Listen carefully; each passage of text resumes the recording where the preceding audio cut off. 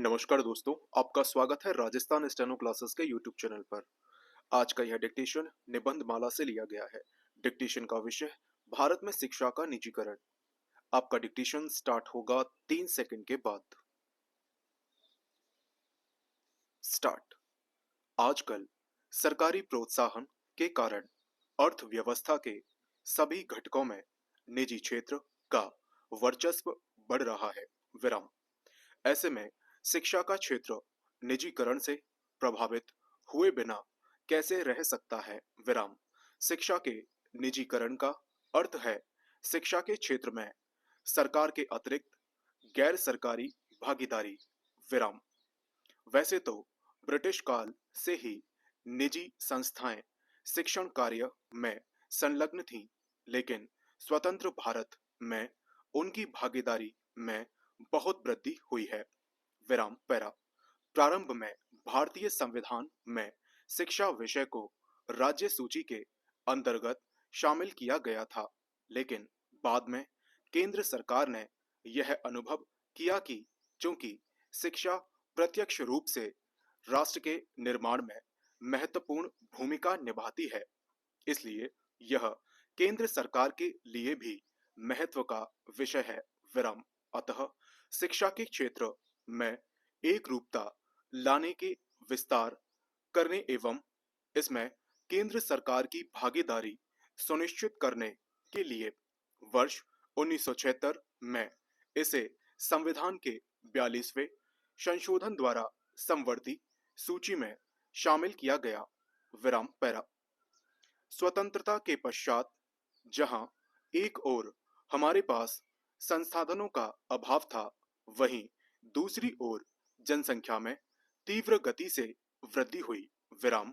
अतः एक बड़ी आबादी के लिए शिक्षा की समुचित व्यवस्था करना सरकार के वश की बात नहीं थी। इसलिए भारत में शिक्षा में निजी क्षेत्र को बिना किसी अवरोध के प्रोत्साहन दिया गया। विराम। निजी क्षेत्र को शिक्षा की ओर आकर्षित करने के लिए सरकार ने कई कदम उठाए, जैसे निजी संस्थानों को आर्थिक सहायता देना, उनके लिए अनुदान का प्रावधान करना, शैक्षणिक इमारत हेतु कम मूल्य पर भूमि उपलब्ध कराना आदि। विराम पैरा। भारत में ऊपरी तौर पर शिक्षा को दो भागों में विभक्त किया जा सकता है: स्कूली शिक्षा तथा विश्वविद्यालयी शिक्षा या उच्च शिक्षा। विराम। आज इन दोनों ही क्षेत्रों में निजी संस्थानों की भागीदारी दृष्टिगोचर होती है। विराम। यही कारण है कि यहाँ सरकारी शिक्षा व्यवस्था के समानांतर निजी शिक्षा प्रणाली भी संचालित है। विराम। शिक्षा के निजीकरण ने इस क्षेत्र के प्रसार में सकारात्मक योगदान दिया है। विराम पैरा। शिक्षा के निजीकरण के कारण शिक्षा का प्रसार तेजी से हो रहा है। विराम।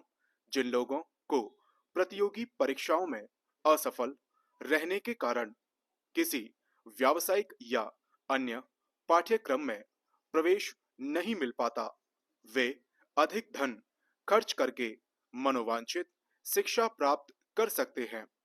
विराम। इस तरह शिक्षा के निजीकरण के कारण देश का धन सकारात्मक कार्यों में लग रहा है। विराम।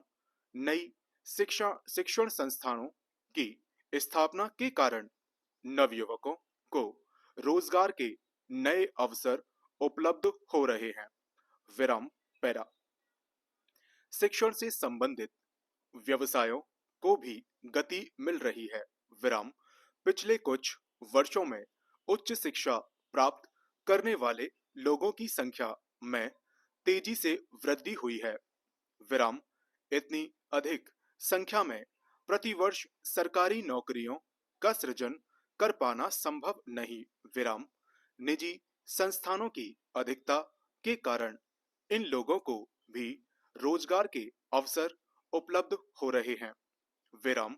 इस तरह शिक्षा के निजीकरण के कारण देश के आर्थिक विकास को भी गति मिल रही है। विराम। यही नहीं, शिक्षा के क्षेत्र में निजी भागीदारी से उत्पन्न प्रतिस्पर्धा के फलस्वरूप शिक्षा की गुणवत्ता में सुधार भी हो रहा है। विराम। निजी शिक्षण संस्थानों में योग्य शिक्षकों को बेहतर वेतनमान पर भर्ती किए जाने से शिक्षकों की दशा में सुधार के साथ साथ शिक्षित लोगों के लिए रोजगार के अधिक अवसर उपलब्ध हो रहे हैं। विराम। इस तरह शिक्षित लोगों को इसके जरिए रोजगार के साधन उपलब्ध कराने एवं शिक्षा की गुणवत्ता में सुधार हेतु शिक्षा के निजीकरण को बढ़ावा देना उचित है। विराम। पैरा। शिक्षा में निजीकरण से यदि कुछ लाभ हुए हैं तो इसके नुकसान भी कम नहीं है। विराम। शिक्षा में निजीकरण के कारण स्थिति अब ऐसी हो चुकी है कि इस पर अंकुश लगाने की आवश्यकता महसूस की जाने लगी है। विराम।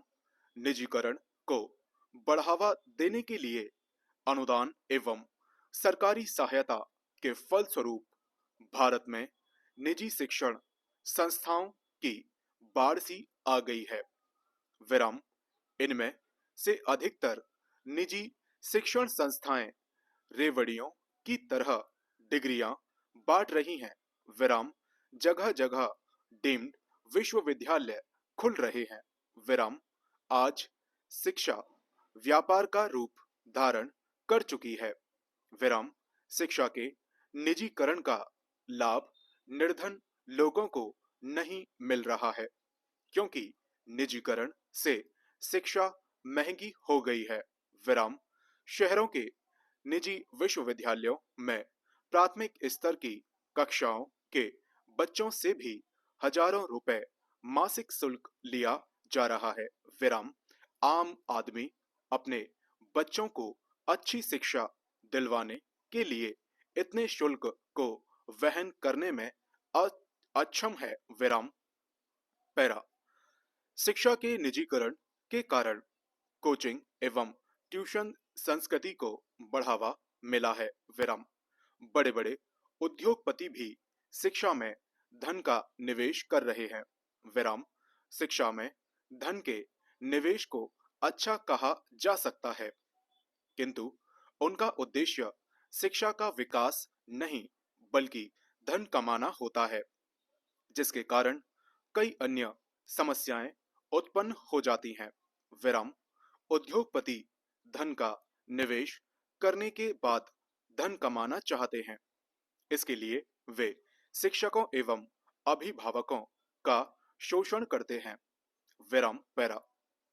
शिक्षा के निजीकरण से भारत में निजी शिक्षण संस्थानों की बाढ़ सी आ गई है किंतु लाखों लोगों की संख्या में मौजूद इन निजी शिक्षण संस्थाओं में से 90% संस्थान या तो शिक्षण की गुणवत्ता के पैमाने पर खरे नहीं उतरते या फिर उनके पास पर्याप्त मात्रा में शैक्षिक संस्थान नहीं है। विराम। इन सबके अतिरिक्त निजीकरण के कारण फर्जी शिक्षण संस्थानों की संख्या भी दिन प्रतिदिन बढ़ती जा रही है जो चिंता का विषय है। विराम। पैरा। इस तरह निजी क्षेत्र में प्रबंधन की अक्षमता एवं मनमानी के कारण न तो शिक्षा के उद्देश्यों की प्राप्ति हो पा रही है और न ही गुणवत्ता के पैमाने पर ये शिक्षण संस्थान खरे उतर पा रहे हैं। विराम। इसके साथ ही निजी क्षेत्र के शैक्षिक संस्थानों द्वारा शोषण एवं गलत मार्गदर्शन के कारण लाखों विद्यार्थियों का भविष्य अंधकार में हो रहा है। विराम। यही कारण है कि शिक्षा के निजीकरण के औचित्य पर सवाल उठाए जा रहे हैं। विराम। पहले धनी व्यक्तियों द्वारा शिक्षण संस्थानों की स्थापना सामाजिक सहयोग एवं उत्तरदायित्व निभाने के लिए की जाती थी। विराम। अब इसका उद्देश्य सामाजिक सहयोग न होकर धनार्जन हो गया है। इसलिए शिक्षा के निजीकरण से जो लाभ होना चाहिए वह समुचित मात्रा में समाज को प्राप्त नहीं हो रहा है। विराम, यदि शिक्षा के निजीकरण में मुनाफाखोरी की प्रवृत्ति पर रोक लगाई जाए एवं शिक्षकों की सेवा शर्तों का संरक्षण सरकार द्वारा हो तो शिक्षा के निजीकरण के लाभ वास्तविक रूप में मिल पाएंगे। डिक्टेशन समाप्त।